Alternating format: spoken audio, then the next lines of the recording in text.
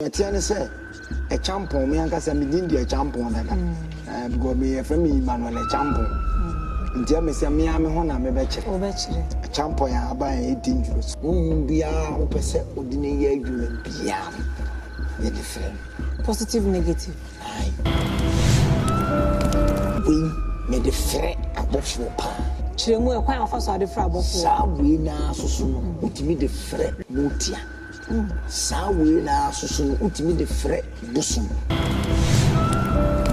Uchi se na de egu cup. For that water ni tiba ko pe na say half.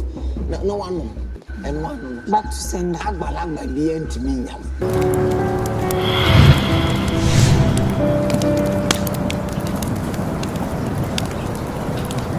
And I have to miss when we need a great lion one. And I share what I say.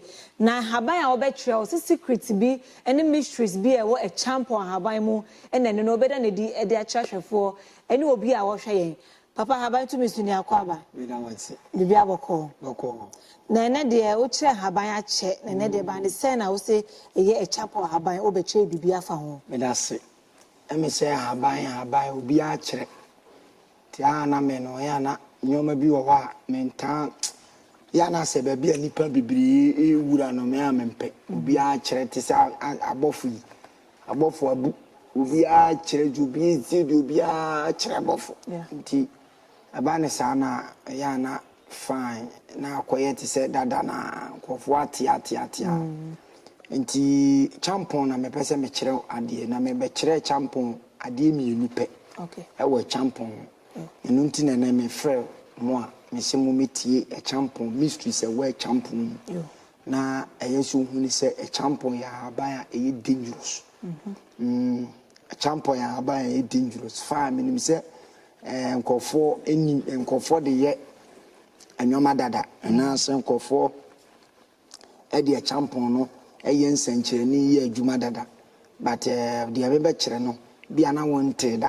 Nti uyi wasuma no atim de Acheampong ni timi ye mamoni emese michia Efie Nsem for me mobi akwaba edwom so awrade mpagya adwuma no anya adwuma no kese e wo Yesu dimti amen de atia ne se Acheampong me anka se me din de Acheampong dada because me fami Emmanuel Acheampong nti emese me ame ho na me be kire o be kire amoni nipa bebre na mo so na ne ho bon body odor. I'm talking about Sunsumadi. Nipa bi wa na bibiri so na ho bon. Acheampong amoni nipa wu a etimi twetwa de to no so se de be ya wompro. Etimi de Acheampong be kyerɛ wade a de Acheampong be kyerɛ de wo be ya wo untimi ntwam e wo nipa ani so. Amoni e wo nipa bibiri wo a o matwam e wo abrabo mo matwam wo nipa ani so. Nipa bebre wo wa ye ntene sent no kura ne abo wonim se amoni sen eye ade a wo ho na nipa ema nipa eye dey eba wo nchen timbe kyerɛ wo Acheampong kwan fa so a wo de Acheampong be fa so a wo be ma ade a ewo ho sunsun na ade a ebon ho no ekɔ amoni obu o ani aso no toilet sunsun amoni obu o wa ono kasa kura ni di ma excuse me ube se na numa kasa no sent pa nya se bi otutù ni siu but tutumi se sunsum ye jana na won na num enti me be chew kwan be fa so ade Acheampong e be fa so adware no amasa ade na sunsum ya ye tia no eko okay enye sa ade bia ube ye bia no sunsum no ade yama sent bi afiri ho enti sana tetefo no na omo wo a omo tie Acheampong na omo de akata nipa so na ama wonti mimpro be cho se wo de Acheampong wusu Acheampong ade bia ya ye tia wo sunsun bia na se ye pese wo twam bia enye yi eno asem na me be che na me wi anam sa de ache usika kwankyere because Acheampong emeska pa ayo ene yen semre no mame bisa wo su adonaja akwankyere na dabi we wan there be me money din omboni din dia ne na kyerɛ na akwan spiritual aspect no na yenko me da se me kyerɛ sunsun ewe Acheampong ena medical kyerɛ sɛ Acheampong no ye di gyina de anasa ye de ye ade a enipa no o twam anasa abrabɔ sent bi wɔ no ho sunsun na make onye body word onye physically spiritually no wo bon wo nipa mi ya reject no ase ade obi bi enye na brabo obi bi enye mpacho obeto bucket mo no obepe Acheampong Acheampong no ope Acheampong na obepese Acheampong no ape enso a ya yesu because nipa bia no say wo ye enso Bible say no ti be kon no ti na enso akonu ti nipa bia ye enso tu bepe ashes me pa twum si Acheampong no ya obepe bucket mo no wo pose Acheampong Lebre ai o pose Acheampong na wo de enso na fra wo bucket ni na wo de esi wo ama ade achi for 3 days. Okay. 3 days ni so na mpa cho de adware. On pepa ho. Na ho awo ho. Obe ne saa, obe saa de we saa for 7 days. Me ahwa ade. Na enso kro na say be continue different obe ne saa different saa for 7 days. But do base wo for 3 days bia for 7 days. Okay. Me ye den pa. Bane ye nso nya de. Ti wa ye saa de ni a se wo betwam a.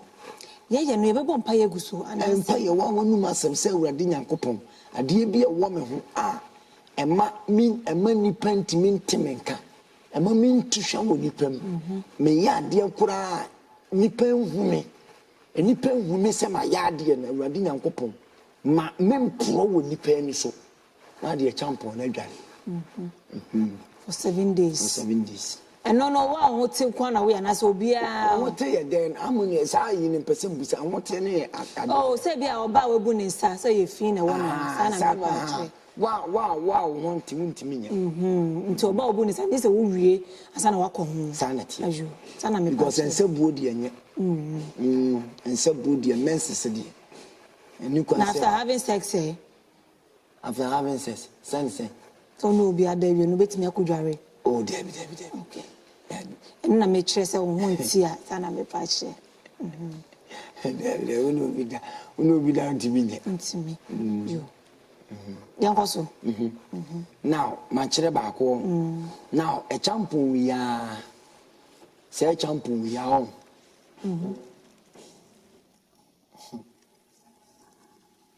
ya de frɛ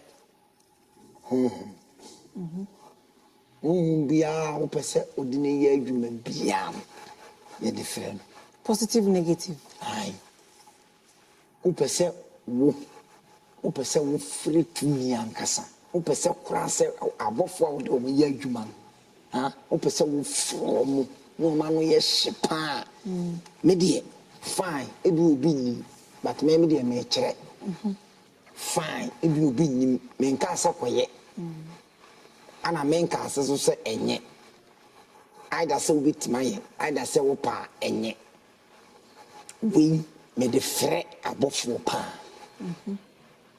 kyeremu e kwan afa so ade frɛ abofo sa we na asoso no utimi de frɛ motia sa we na asoso no utimi de frɛ bosom sa we na asoso na ne ha ban me nsa ye kabomu a yisuman kese ye wo busmo ni wo suman okay nti we me de frɛ bofu bia na ya bo enwom sa abofo no ntimi nsema bia na ye frɛ sunsun ni ntimi ma minim die we ye ya sunsun ni besa ne sisia and then the basic kwan ma enwom ntimi fa abofo ni ma o se bia na sunsun wiemu no mo akata bia na nipa no waye bibi wan wo hye no ho waye bibi abebi a nyoma bi esi kwana sa bai fokra do mo na ya ayere fom so wo ma dwumadie na wo bedi ne nkoso no wei Acheampong wi ye de send back to sender okay enti wo bepe oil either so bepe olive oil saposo oil ene ne de obetete ahaban no obetete bebiri awope na wa yam no achi mu so ne dia fra oil no na wo de sra The beer go ya so the beer. Opa fasara na ya di BBC. Unya ya abofo nbeba. Unya ya ombeba. Okay. Na obi a ono susu eye konfo ne ade ono so oyo be no be use. Ana me trust obetime use 6 flowers. Obetime use olive oil, obetime use 6 flowers, but eno so obetima ogun. Ensu ni na wo de asara. Efiri tumi ti se ebia wo ye konfo ya wura usuman ma yewi usuman ne beba. Na se me no the great lion na se me pese me ye na to me bi eba me chena ebia me padonelja me pese me hu adonelja me chim eye adonelja ye hu no me si hu no da ye e wo me da ye mu enti me chim Acheampong so we ma adonelja hu no da ye be no ye foforo but me si hu pese sunsun ba usu. Okay. Bia usunsun mamu aye mere sunsun timi nsi usu ye intimi perform on the metro intimi perform ye me come both on the both sunsun sorry for I'm talking about sunsun sorry but the sunsun ne bausu ye isi usu ye edu ye djuma ye what I say because e bia na ba ifo bi do amana creating form na me say Acheampong ne yetete now they are fra olive oil. What do you know? And what you know? Fasra. Na shadi. So umbeti me aye de umbeti me atwa. Ana we aye back to sender. What you say? But I know ye de Sasarabia any ye. Okay. And as 6 hours na. We see chimu na de egu 6 hours in food. Na wasra aye back to sender. Ya tuwa enyam. Say Acheampong we na we yam say uchim say now the good cap kakrebi now the feather water ni tiba ko and I say half no one and one no back to sender agbalagba bi entimi nyam udi aduane bone esabe ko jam say Acheampong we ya ye de tete yesa de tete upese utete utie drusu ntimi nyam tie wesu ntimi nyam ene we ene enkrampan we ne enkrampan ne kabum ene okreni ne dia tete ntimi ba twa okra ne kraman enho asem lita yo na se de tete na se ya ho bible sa back to sender na me twa no ebi wo okra wudi edi ni te se moto di we shine te se tuntuntuntu na dia fra fanta na se ensa no ade no anu on enti o ya tuwa enya adwuma na de no okra ni o say okra as okra ye very abo ye very powerful o ye powerful more than dog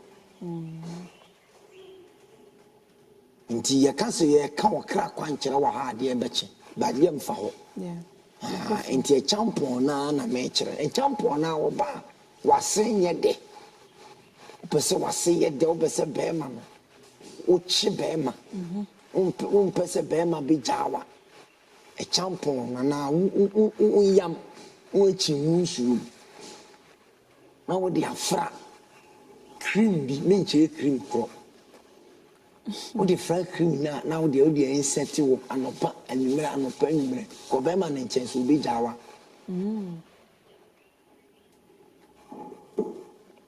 That's it. Vayan to say ade. Oh, Acheampong we are so ahwehwe me ahwehwe mirror upese sunsun ba Acheampong no so akotimi say now they are charged no gusun sansa for 7 days gusun sansa for 7 days we are make sure the Acheampong no be shinap ana I gusun snap sound for 7 days gusun the okwaya no odi agusu koya be ka say come oye dey odi no nka say mo kom odi gusu sound for 7 days we are to me abewrem ano so no ye de ade e wa sole okay e wa sole ana se ba bi a wadwuma wo ye de ade o Now see for ensago ne de no for our story or business or company de keka ho. Enti aye go sa no agusu awie no. Crapula pa. If I may see our sorry premises na. na. Ka ani ade bi na ka ho, but no menkyere crapula. Ti ano de akiri na ma kyere. Na wo piska. Wo pese Acheampong na ma uska. Wo pese unyeska. Wo piska kopena nai. Okay. Incense. Na kope wa Acheampong. Frame. Na menkyere de be. Oche. David. One share that for number no and we shall quite to jar a mash of me can't say menkyere. Me say frame. Na menkyere. Me sika bi anim. And once I would your call say papa, me nya me Acheampong. Me nya me nanai. Me pese Efie sika kwan bi ma me. Na ma kyerɛ. Okay. That's it. For number ne ma ahwefo na 0548 71 9269 0548 71 9269.